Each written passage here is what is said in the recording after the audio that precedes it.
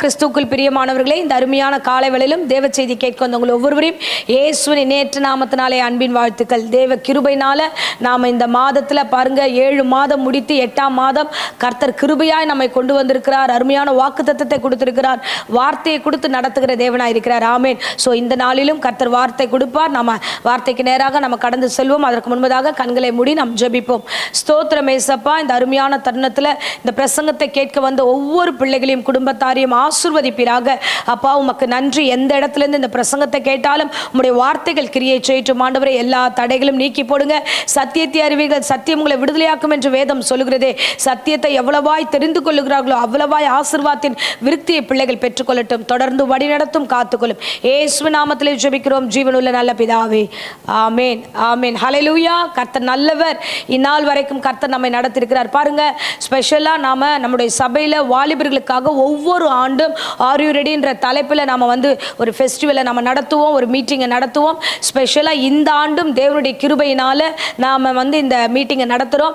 எப்பயும் நடக்கிற அதே YMCAல நமக்கு இந்த கூட்டம் நடைபெறுகிறது. ஸோ நீங்கள் இந்த பிரசங்கத்தை கேட்கிற பிள்ளைகள் யாராக இருந்தாலும் நீங்கள் வந்து கலந்து கொள்ளும்படியாய் தயவாய் கேட்டுக்கொள்கிறேன். ஆகஸ்ட் 15 காலையில் 10 மணிக்கு இங்கே இருக்கிற இந்த YMCA வெப்பேரி YMCAல இந்த மீட்டிங் நடக்குது. பாருங்க, வாலிபர்கள் அழிந்து கொண்டிருக்கிறார்கள். உலகம் முழுக்க நீங்கள் திரும்பி பார்த்தா பயங்கரமான செய்திகளை நம்ம கேட்க ஆரம்பிச்சிட்டோம். ஸோ இந்த உபத்திரவமான காலத்தில், விபச்சாரமான காலத்தில், ட்ரக்ஸ் அடிக்டில் நிறைய வாலிபர்கள் விழுந்து போயிருக்கிறார்கள். இவர்களை மீட்டெடுக்கும்படியாக தான் இந்த வாலிபர் கூட்டத்தை நாங்கள் ஒழுங்கு பண்ணியிருக்கிறோம். அதுவும் இல்லாமல் அதற்காக அந்த மீட்டிங்காக 40 நாள் உபவாச ஜெபம் போய் கொண்டிருக்கிறது. ஸோ நீங்களும் எங்களோடு கூட கலந்து கொள்ளுங்க. உங்களுக்கு தெரிந்தவர்கள், அறிந்த வாலிபர்கள் யாராக இருந்தாலும் நீங்கள் போய் அழைத்து கொண்டு வாருங்கள். நிச்சயமாக கர்த்தர் ஆசீர்வாதமாக இந்த நாளில் ப்ரோக்ராம் மூலமாகவும் பிரசங்கத்தினாலேயும் ஆராதனையிலும் கர்த்தர் பேசுவார், விடுதலையாக்குவார். எங்க எப்படியாகிலும் கொண்டு வந்து அந்த இடத்துல உட்கார வைத்தா போதும், என் தேவன் பெரிய விடுதலை அந்த நாட்களில் கட்டளையிடுவார்னு அடியேன் விசுவாசிக்கிறேன். ஆமென். ஹல்லேலூயா. ஸோ உங்களுடைய ஒத்துழைப்பும் எனக்கு தேவைப்படுகிறது. இந்த ஆகஸ்ட் 15 நீங்களும் மறந்துடாம வந்து கலந்து கொள்ளுங்க. கர்த்தர் தாமே ஆசீர்வதிப்பார். இப்பொழுதும் வேத வசனத்துக்கு நேராக நம்முடைய கவனத்தை திருப்புவோம். இந்த மாதம் நமக்கு கர்த்தர் வார்த்தைகளாய் வாக்குத்தத்தம் கொடுத்திருக்கிறார். நம்ம வாசிக்கலாம். ஏசாயா 52ஆம் அதிகாரம் 12ஆம் வசனத்தின் முழுமையை வாசிப்போம்.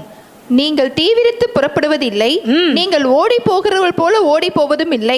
கர்த்தர் உங்கள் முன்னே போவார், இஸ்ரவேலின் தேவன் உங்கள் பிறகே உங்களை காக்கிறவராய் இருப்பார். ஆமென். ஹல்லேலூயா. கர்த்தர் நல்லவர். பாருங்க, அருமையான வார்த்தை.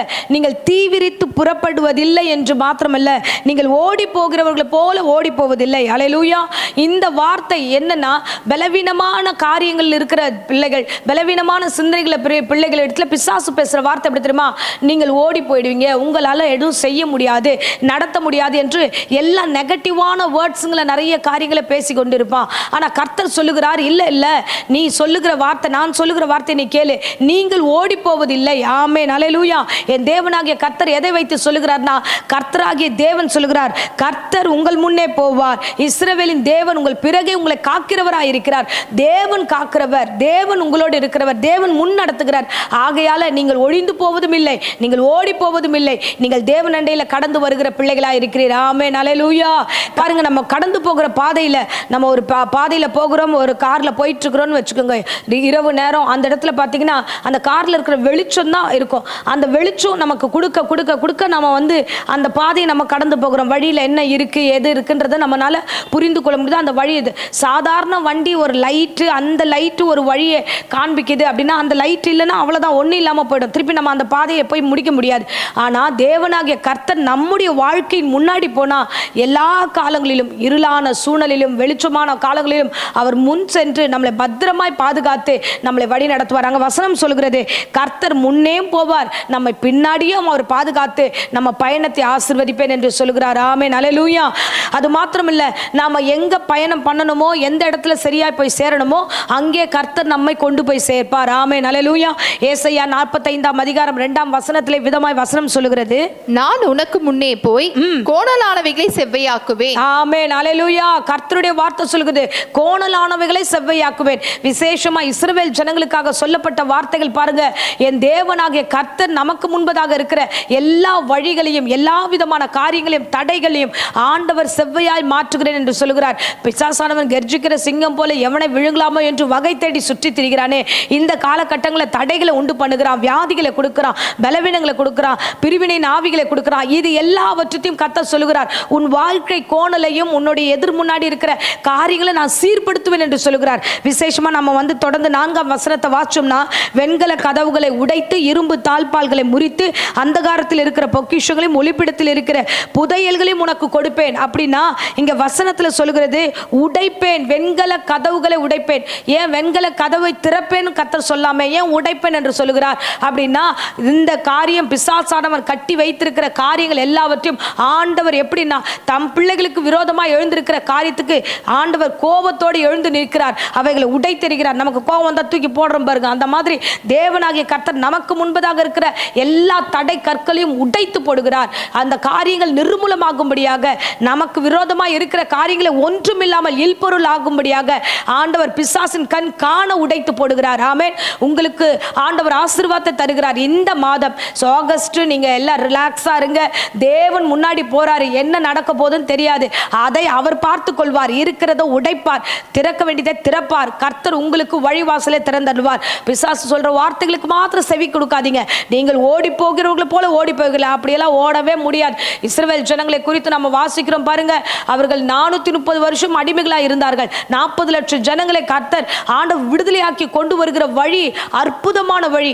அவர்கள் வெளியே வருகிறார்கள், மோசே கொண்டு வருகிறார். நீங்க போங்க, புறப்பட்டு உங்க தேசத்துக்கு போங்கன்னு சொன்னதுக்கு அப்புறம், கடந்து வந்ததுக்கு அப்புறம் ஒரு சம்பவம் நடக்குது. பின்னதாகவே பார்வோன் என்ன பண்ணுகிறான் தெரியுமா? வசனத்துல வாசிக்கிறோம். யாத்ராகமம் 14ஆம் அதிகாரம் 7ஆம் வசனத்துல வாசிக்கிறோம். வாசிப்போம். பிரதானமான 600 ரதங்களையும் எகிப்தில் உள்ள மற்ற சகல ரதங்களையும் அவைகள் எல்லாவற்றிற்கும் அதிபதிகளான வீரரையும் கூட்டிக் கொண்டு போனான். ஆமென். பார்வோன் பின்னாடியே போகிறான், இஸ்ரவேல் ஜனங்க பின்னாடியே போகிறான். ஆனா தேவனாகிய கர்த்தர் என்ன பண்ணார் அப்படின்னா, அந்த ரதங்களை அந்த குதிரை வீரர்களையும் ஆண்டவர் சங்கடலுக்குள்ளாக அவர்களை கவிழ்த்து போட்டார். ஆமென், அல்லேலூயா. துரத்தி வந்தவர்கள் அந்த தண்ணீரே மூழ்கினார்கள். நம்ம வசனத்துல வாசிக்கிறோம். யாத்ராகம் 14 24 25 வசனங்களை வாசிக்கிறோம். பின்னாடி வந்த ரதங்கள் எல்லாம் என்ன ஆனது வாசிக்கலாம். கிழக்கு வெளுத்து வரும் ஜாமத்தில் கர்த்தர் அக்கினியும் மேகமான ஸ்தம்பத்திலிருந்து எகிப்தியரின் சேனையை பார்த்து அவர்கள் சேனையை கலங்கடித்து அவர்களுடைய ரதங்களிலிருந்து உருளைகள் கழவும் அவர்கள் தங்கள் ரதங்களை வருத்தத்தோடு நடத்தவும் பண்ணினார். அப்பொழுது எகிப்தியர் இஸ்ரவேலை விட்டு ஓடி போனோம், கர்த்தர் அவர்களுக்கு துணை நின்று எகிப்தியருக்கு விரோதமாய் யுத்தம் பண்ணுகிறார்கள் என்றார்கள். ஆமென், அல்லேலூயா. வசனத்தின்படி பார்த்தா நீங்கள் ஓடி போவீர்கள் என்று சொன்னவன் இன்னைக்கு கர்த்தர் எப்படி நமக்கு விரோதமா வருகிறவர்களை கர்த்தர் ஓட செய்கிறார். ஆமென். 600 பேரை கூட்டிட்டு வா, 6000 பேரை கூட்டு வா, 6 லட்சம் பேரை கூட்டு வா. கர்த்தர் எங்களுக்கு முன்பதாக செல்லுகிறார். எங்களுக்கு முன்பதாக செல்லுகிறபடினால எங்களை யாராலையும் ஓட வைக்க முடியாது. பாருங்க, அந்த பார்வோனுடைய குதிரைகள் சொல்லுகிற வசனம் வார்த்தைகள் பாருங்க.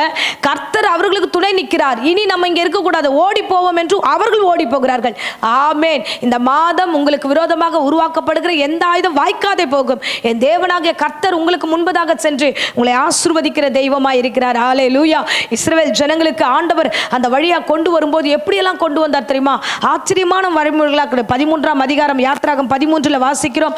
21 22 அவ்வளோ பத்திரமா கொண்டு வருகிறார்.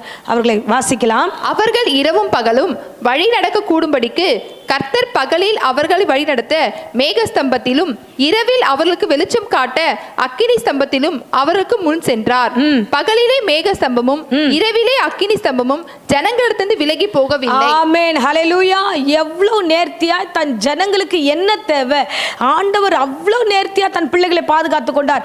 அப்படி கொண்டு வந்த தேவன் அல்லவா முன்னும் பின்னும். ஆமென், ஹல்லேலூயா. முன்னும் பின்னும் அவர்களை நெருக்கி பாதுகாத்து பத்திரப்படுத்தி கொண்டு வரும்போது சத்ரு வரும்பொழுதும் விடல. ஆமென். அங்கேயும் ஆண்டவர் அவர்களை நிர்மூலமாக்கி நடத்துகிறார். ஆமென். என் தேவன் பெரியவர், என் தேவன் பெரியவர். ஒன்றும் இல்லை. அவர் அந்த இஸ்ரவேல் ஜனங்களுக்காக ஆண்டவர் சொன்ன வார்த்தையில யாத்ராகம் 14 வசனம் சொல்லுது, கர்த்தர் உங்களுக்காக யுத்தம் பண்ணுவார். நீங்கள் சும்மா இருங்க, நீங்கள் புறப்பட்டு போங்க, நீங்க கடந்து போங்க, நீங்க கடந்து போகிற வழியெல்லாம் உங்களை ஆசீர்வதிப்பேன் என்று கர்த்தர் சொல்லுகிறார். இந்த தேவன் இம்மட்டும் நடத்தினார், இனியும் உங்களை நடத்த வல்லவர். வல்லவராய் இருக்கிறார். ஆமென். அல்லேலூயா, அல்லேலூயா. கர்த்தர் நல்லவர். அவர் நம்மை நடத்துகிற தேவன், வாக்கு கொடுத்து நடத்துகிற தேவன். இந்த மாதம் வாக்கு கொடுத்திருக்கிறார். எதை குறித்து நீங்க பயப்பட வேண்டிய அவசியம் இல்லை. ஆண்டவரே, இந்த பாதை எப்படி முடிகிறது, இந்த திருமணத்தை எப்படி முடிக்கிறது, இந்த வீட்டின் காரியத்தை எப்படி முடிக்கிறது, ஆண்டவரே இந்த ரெஜிஸ்ட்ரேஷன் எப்படி முடிக்கிறது, நீங்க எதை குறித்தும் கலங்க வேண்டிய அவசியம் இல்லை. அங்கே கர்த்தர் எல்லாவற்றையும் ஆயத்தப்படுத்தி கர்த்தர் நேர்த்தியா இருப்பார். ஆமென். அல்லேலூயா. இங்கே வசனம் சொல்கிறது, கர்த்தர் உங்கள் முன்னே போவார் என்று. ஆமென். தேவனே இறங்கி உங்களுக்காகவும் எனக்காகவும் யுத்தம் பண்ண அவர் ரெடி ஆயிட்டார். ஆகையால நீங்கள் எதை குறித்தும் கலங்க வேண்டிய அவசியம் இல்லை. வாசிக்கலாம். உபாகம் 31:3 வசனத்தை நம்ம வாசிப்போம். உன் தேவனாகிய கர்த்தர் தாமே உனக்கு முன்பாக கடந்து போவார். அவரே உன்னை முன்னின்று அந்த தேசத்தாரை அழிப்பார். ஆமென். அல்லேலூயா. உங்களுக்கு முன்னின்று என்ன தேவையோ என்ன காரியமோ அதை செய்வார். அழிக்க வேண்டிய காரியங்களை அவர் அழித்து நிர்மூலமாக்குவார். 8ஆம் வசனத்தை நம்ம தொடர்ந்து அதில் வாசிச்சோம் என்றால், தேவனாகிய கர்த்தர் நம்மை விட்டு விலகுவதும் இல்லை, நம்மளை கைவிடுவதில்லை. வாசிக்கலாம். கர்த்தர் தாமே உனக்கு முன்பாக போகிறவர், அவர் உன்னோடே இருப்பார். அவர் உன்னை விட்டு விலகுவதும் இல்லை, உன்னை கைவிடுவதும் இல்லை. நீ பயப்படவும் கலங்கவும் வேண்டாம் என்றார். ஆமென். அல்லேலூயா.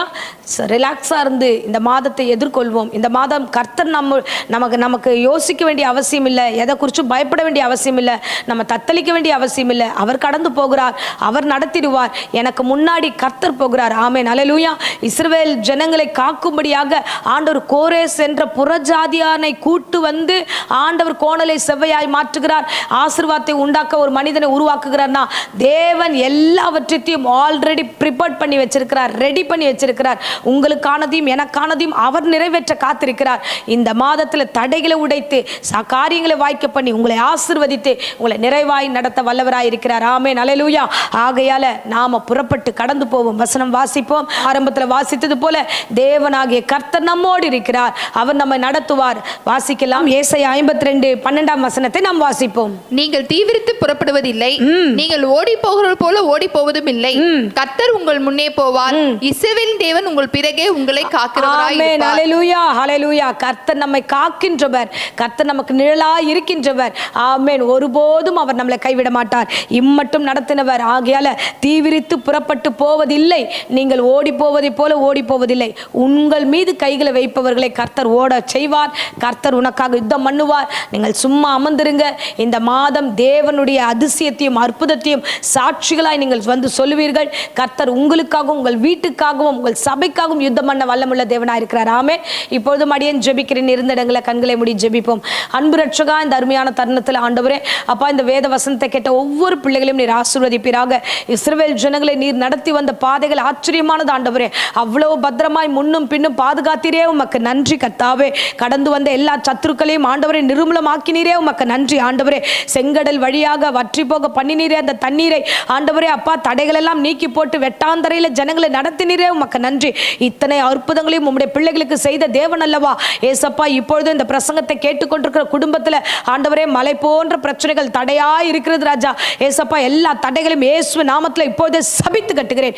என் தெய்வீக கரம் இறங்குவதாக, தேவ வல்லமை இறங்குவதாக. இந்த வார்த்தையின்படியே அப்பா என் பிள்ளைகளுக்கு முன்பதாக நீர் கடந்து செல்லுங்க ஆண்டவரே. பின்பதாகவும் நீர் பாதுகாத்து வழி நடத்துவீராக. உம்முடைய பாதுகாப்புக்குள்ள ஒவ்வொரு குடும்பத்தாரையும் ஒப்புக் கொடுக்கிறேன். தொடர்ந்து காத்துக்கொள்ளும். தேவ பிரசனம் அளவில்லாமல் இருப்பட்டும். இம்மட்டும் ஆண்டவரே அப்பா இந்த வேளையில ஜெபித்துக் கொண்டிருக்கிற ஒவ்வொரு குடும்பத்தாரையும் ஆசீர்வதியும். விசேஷமாய் ஆண்டவரே வியாதியோடு பலவீனத்தோடு யாராகிலும் இந்த பிரசங்கத்தை கேட்டுக்கொண்டிருந்தா அவர்களுக்கு பூரண சுகத்தையும் ஆரோக்கியத்தையும் கர்த்தர் கொடுத்து ஆசீர்வதிங்க. அவங்களுடைய வாழ்க்கையிலும் நீர் முன் செல்வீராக. தொடர்ந்து வழி நடத்தும். காத்துக்கொள்ளும். இயேசுவின் நேற்று நாமத்திலே ஜெபித்து ஆசீர்வாதத்தை ஒப்புக் கொடுக்கிறேன் ஜீவனுள்ள நல்ல பிதாவே. ஆமென். ஆமென். Praise the Lord. God bless you.